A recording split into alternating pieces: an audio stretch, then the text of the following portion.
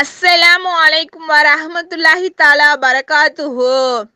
நமது நபி முஹம்மது ஸல்லல்லாஹு அலைஹி வஸல்லம் அவர்களின் அழகிய வாழ்க்கை வரலாறு. எத்தனை வயதில் நபி ஸல்லல்லாஹு அலைஹி வஸல்லம் அவர்கள் நபி பட்டம் பெற்றார்கள்? நபி ஸல்லல்லாஹு அலைஹி வஸல்லம் அவர்கள் ஹிரா எனும் மலைக்குகையில் தனித்திருந்து விழித்திருந்து தியானத்தில் ஆழ்ந்திருப்பது வழக்கம். சில பொழுது பல நாட்களுக்கு தேவையான உணவுப் பொருட்களை எடுத்துக்கொண்டு சென்று அங்கே இறை தியானத்தில் மூழ்கி இருப்பார்கள். அந்நிலையில் வழக்கம்போல் ஹிரா குகையில் தியானித்திருந்த போது ரமலான் மாதம் இறுதியில் ஒரு இரவு ஜிப்ரில் எனும் வானவ தலைவர் அங்கு தோன்றி, இக்ரா முஹம்மதே, ஓதுவீராக என்றார்கள். எனக்கு ஓத தெரியாதே என்று நபி ஸல்லல்லாஹு அலைஹி வஸல்லம் அவர்கள் கூறினார்கள். மீண்டும் அவ்வாறே ஜிப்ரில் அலைஹிஸ்ஸலாம் அவர்கள் ஓதுவீராக என்றார்கள். எனக்கு ஓத தெரியாதே என்று மறுபடியும் நபி ஸல்லல்லாஹு அலைஹி வஸல்லம் அவர்கள் கூறினார்கள். ஜிப்ரில் அலைஹிஸ்ஸலாம் அவர்கள் நபி ஸல்லல்லாஹு அலைஹி வஸல்லம் அவர்களை கட்டி தழுவி, நபியே, யாவையும் படைத்த உமது இறைவனின் திருப்பெயரால் நீர் ஓதுவீராக. அவனே மனிதனை இரத்த கட்டியிலிருந்து படைத்தான். நபியே, நீர் ஓதும். உமது இறைவன் மாபெரும் கொடையாளி. அவன்தான் எழுதுகோலை கொண்டு எழுத கற்றுக் கொடுத்தான்.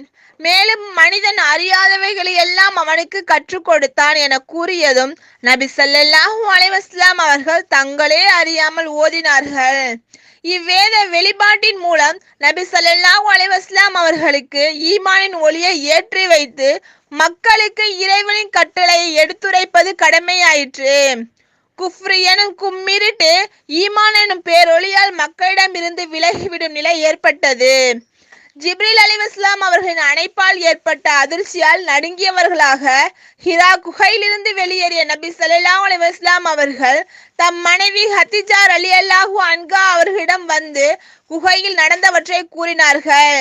இது சைத்தானின் சேட்டையோ கெட்ட ஆவிகளின் செயலாக இருக்குமோ என்ற தங்களின் அச்சத்தையும் வெளிப்படுத்தினார்கள்.